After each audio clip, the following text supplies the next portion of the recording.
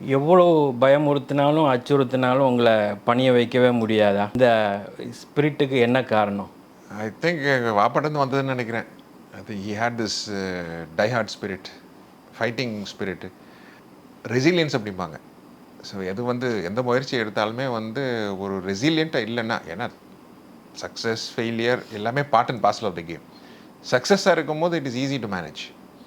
ஆனால் ஃபெயிலியரில் எப்படி நம்ம ஸ்ட்ராங்காக இருக்கிறதுங்கிறது தான் it's a very important topic. And particularly முக்கியமாக என்னென்னு கேட்டால், ஏதாவது ஒரு ஒரு திசையை நோக்கி நம்ம போகும்போது அது நம்ம ரொம்ப ஒரு ஆழமான ஒரு நம்பிக்கையோடு போக வேண்டியது இருக்கும்.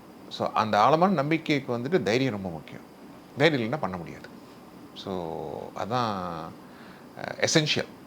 Resilience and purpose. அண்ட் முக்கியமாக ஒரு காரணத்துக்காக இருக்கணும். இந்த ஒரு பர்பஸுக்காக நம்ம ஃபைட் பண்ணும்போது they call it purposeful engagement. ஒரு பர்பஸ்க்காக நம்ம பண்ணும்போது அந்த பர்பஸ் பணமாக இருக்க முடியாது.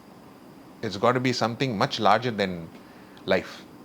ஸோ சமுதாயத்துக்கு, மக்களுக்கு, ஃபேமிலிக்கு அந்த மாதிரி ஒரு கொள்கையோடு பண்ணும்போது எப்போவுமே ஒரு தைரியம் வரும்.